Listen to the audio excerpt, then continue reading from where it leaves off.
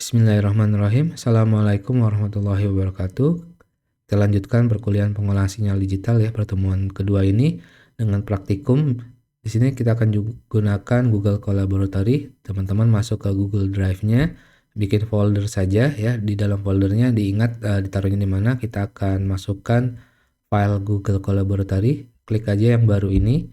Kemudian nanti teman-teman ke lainnya ya. Di lainnya di sini akan ada Google Collaboratory. Kalau tidak ada, silakan teman-teman hubungkan aplikasi lainnya, klik, nanti tinggal cari Google Collaboratory terus diinstal. Oke. Sebelum itu nanti di refresh dulu ya, baru nanti di lainnya akan ada muncul Google Collaboratory-nya. Oke, diklik aja bikin file baru, kasih nama aja PSD pertemuan kedua ya. Oke.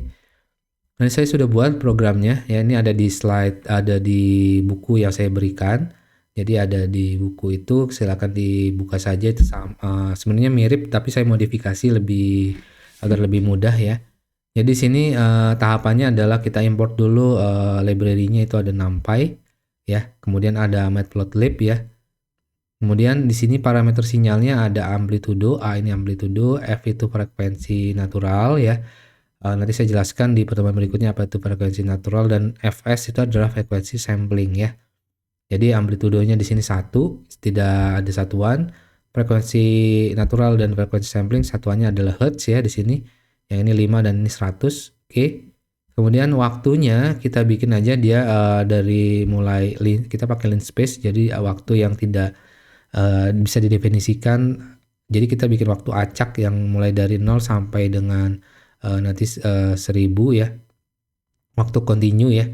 Nah, kemudian ada waktu samplingnya, nilai sampling waktu discrete-nya itu adalah n, dari kita range dari 0 sampai 1 dengan interval 1 per fs ya. 1 per fs itu berarti kan 1 per 100 ya, atau 0,01 ya. 1 bagi 100 ya. Nah, nanti dikalikan 1000 berarti berapa milisecond ya. Berarti ini 0,01 second ya kalau frekuensi sampelnya ini atau sampling rate-nya ya. Ini waktu discrete-nya, nanti kita lihat aja apa itu waktu samplingnya biar teman-teman lebih paham ya. Jadi persamaannya tetap ya 1/fs, jadi untuk nilai samplingnya adalah 1/fs, fs-nya 100 ya. Nah, frekuensi naturalnya 1, amplitudenya 1. Frekuensi naturalnya 5, amplitudenya 1. Oke. Kita buat fungsi sinyalnya sini, untuk fungsi sinyal kontinunya persamaannya pakai sinyal sinusoidal ya. Itu amplitudo dikalikan dengan sin dari 2 pi ft ya. 2 pi ft ini rumusnya ya, A sin 2 pi ft. Oke. Nah, ini persamaannya nanti amplitudonya dari A ini nilainya 1, pi ini 3,14, F itu adalah frekuensinya, natural itu adalah 5, dan T-nya nanti dipakai ini ya, fungsi T ini waktunya. Sinyal discrete ya, sinyal discrete-nya ada sama fungsinya NP sin 2pi F. Nah, N tapi dia fungsinya adalah fungsi sampling ya, sampling interval pakai yang NP range ini, pakai per fs ya untuk sampling rate-nya nanti ya. Nah, plotnya kita plot figure ya. Jadi ada dua variabel AX dan AX1, AX2 ya.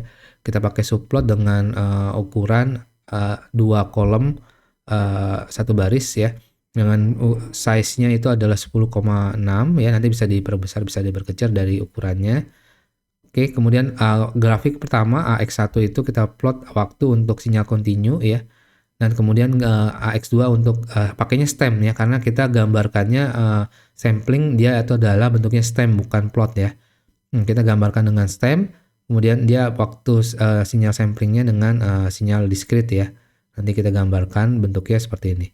Oke, kita plot tight layout supaya dia rapi dan kita show. Oke. Nah, ini kita running ya. Teman-teman running aja.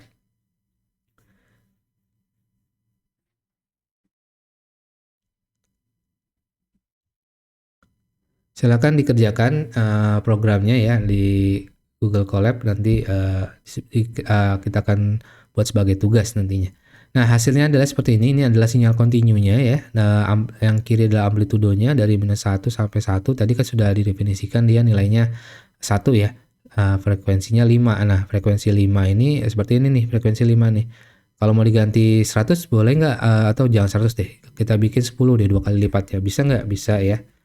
Nanti dia akan lebih rapat apa lebih renggang? Kita lihat ya. Nah, kalau 10, nah dia lebih rapat ya, lebih rapat. Coba dinaikkan lagi, nanti dia pasti lebih rapat lagi ya. Jadi semakin tinggi frekuensi akan semakin rapat amplitudenya ya. Nah, misalkan 20, nanti dia akan semakin rapat.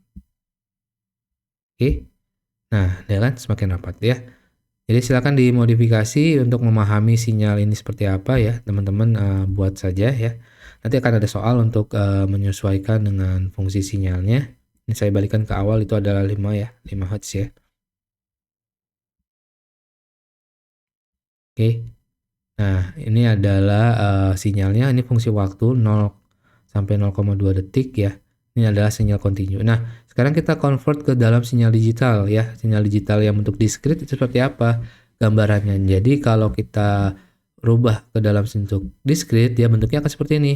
Ya, sinyal diskrit seperti ini. Dia ada sampling interval titik ke titiknya ya. Jadi titik 1 ke titik 2. Tadi kan dia sampling intervalnya adalah ini 100 ya, atau per fs ya, 1/100 ya, 0,01 ya, 0,01 detik ya, 0,01 detik dia akan ngambil nilai datanya nih.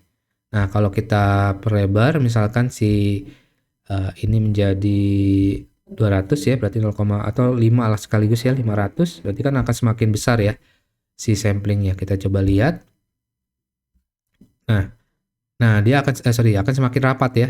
Semakin besar si samplingnya, dia akan semakin rapat ya, 0,05. Nah, kalau ini diperbesar lagi, diperkecil lagi, misalkan 50 ya, kita bikin 50, dia akan semakin lebar ya. Ya, lihat. Nah, dia akan semakin lebar dan bentuknya nggak, walaupun modulasinya mirip, tapi dia amplitudenya seakan-akan kurang mirip dengan sebelumnya ya. Jadi semakin kecil dia samplingnya semakin besar, dia akan ini ya, bentuknya akan berbeda dengan sinyal aslinya. Jadi kita harus hati-hati untuk waktu nyamplingnya itu, fungsi sampling intervalnya ini sangat penting ya.